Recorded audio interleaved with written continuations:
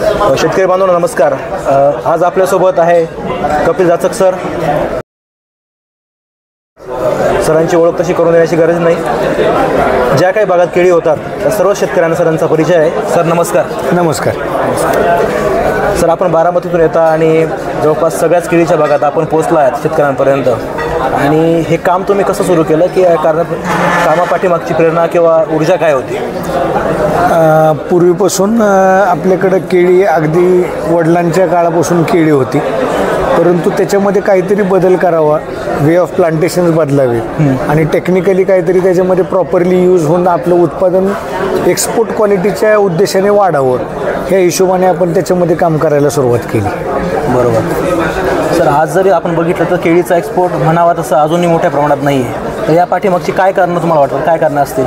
नाही, काय झाले, पूर्वीपासून जे काय शेतकरी केळीमध्ये काम करतोय त्याला एवढंच माहिती आहे की आपल्याला मोठ्या प्रमाणात वेट करायचे किंवा वजन काढायचे किंवा जास्ती टनेज घ्यायचे. तर आता बऱ्यापैकी तुम्ही बघितलं तर आफ्टर कोविड एक्सपोर्ट्स हळूहळू वाढायला लागलेले. आता त्यांच्या दृष्टिकोनातनं किंवा त्यांचे पॅरामीटर जर बघितले तर 9 फण्यांवरती काम करणं फार गरजेची गोष्ट राहिलेली आहे. कारण का बाहेरची जी मागणी आहे त्याला फिंगर लेंथ पाहिजेत, जाडी पाहिजेत. पूर्वी कसं माल कावळा कापला जायचा, पण आता त्याचे पॅरामीटर्स एवढे बदललेत की तुम्हाला क्वालिटी विथ क्वांटिटी आणि ऑन 9 हँड्स अशा पद्धतीने त्यांची मागणी आहे. आणि त्या अनुषंगाने आपण आता फार्मर्सला प्रमोट करतोय की तुम्ही एक्सपोर्ट ओरिएंटेड शेती करा किंवा प्लांटेशन करायचं असेल तर एक्सपोर्ट डोक्यामध्ये ठेवून शेती करा. बरोबर. सर, मी जर तुम्हाला असं विचारलं की केळी उत्पादनासाठी महत्त्वाच्या 3 ते 5 गोष्टी सांगा, तर या 3 ते किंवा 5 गोष्टी काय असू शकतील? सगळ्यात सर्वप्रथम आहे की शेतीची मशागत, म्हणजे शेतीची निवड, शेतीची मशागत, प्लांट्सची निवड, डोसेज मॅनेजमेंट प्रॉपरली आणि सगळ्यात महत्त्वाचं म्हणजे ड्रिप फर्टिगेशन आणि वॉटर मॅनेजमेंट. ओके.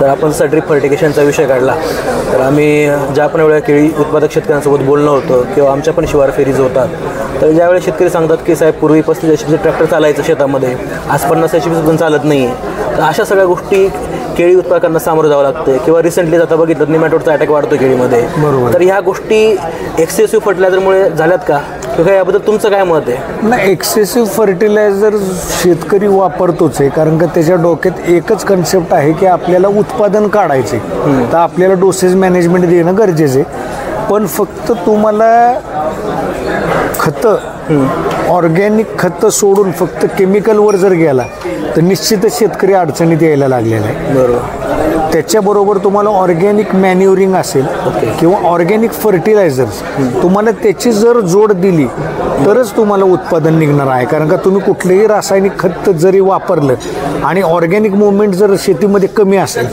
तर निश्चितच तुम्ही दिलेले केमिकल फर्टिलायझर अपटेक होणार नाही आहे. त्याच्यासाठी तुम्हाला जैविक खतं वापरणं बंधनकारक आहे.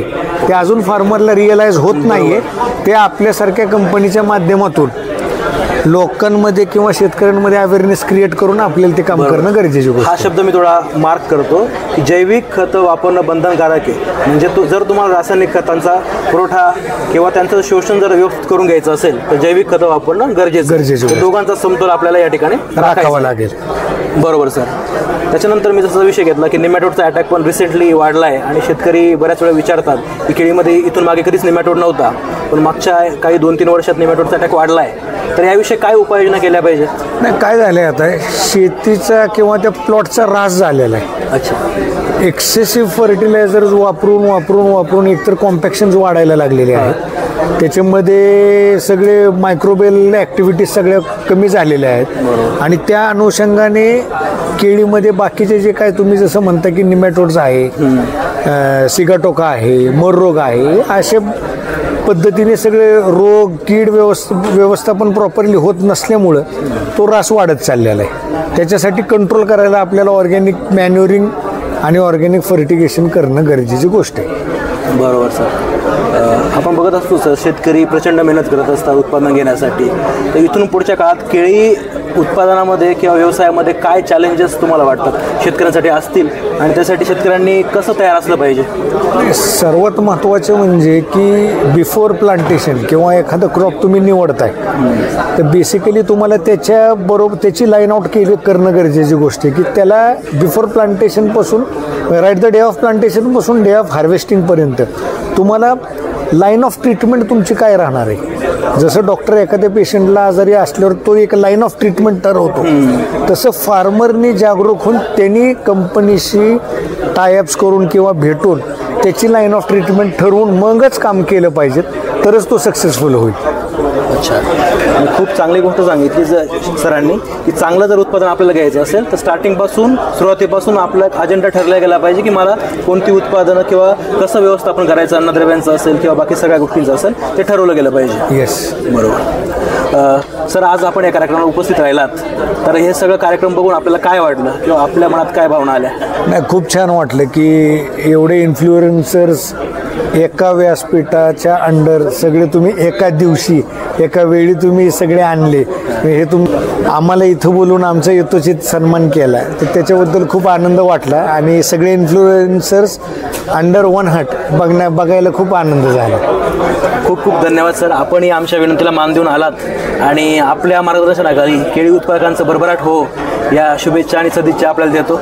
धन्यवाद सर. Thank you sir.